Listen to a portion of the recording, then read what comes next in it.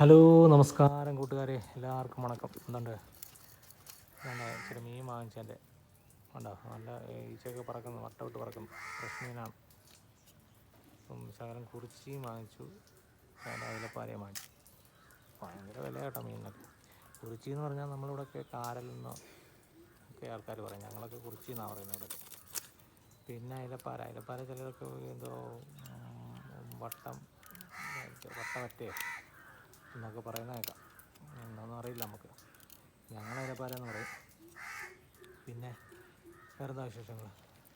അപ്പോൾ കുറിച്ച് കെട്ടിയിട്ടു. ഇനിയിപ്പോൾ അയിലപ്പാര എടുത്താണ്. അയിലപ്പാര കണ്ട നല്ല ഫ്രഷ് മീനാണ്, നല്ല ബ്ലഡൊക്കെ വരുന്നുണ്ട്. അപ്പോൾ അതിൻ്റെ തല കട്ട് ചെയ്ത് കളഞ്ഞു. ഇനി അതിൻ്റെ അഴുക്കൊക്കെ എടുത്ത് കളഞ്ഞിട്ട് അതിൻ്റെ സൈഡ് കട്ട് ചെയ്യും.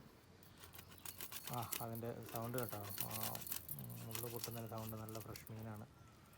ഇനി അതിൻ്റെ അപ്പുറത്തെ സൈഡും കട്ട് ചെയ്യുന്നുണ്ട്.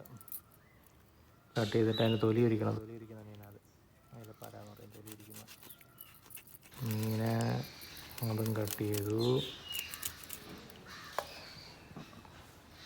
നല്ല തൊലി ഉരിക്കുന്നു. വളരെ ഈസി ആയിട്ട് തൊലി ഉരിച്ച് കളയുന്നുണ്ട്.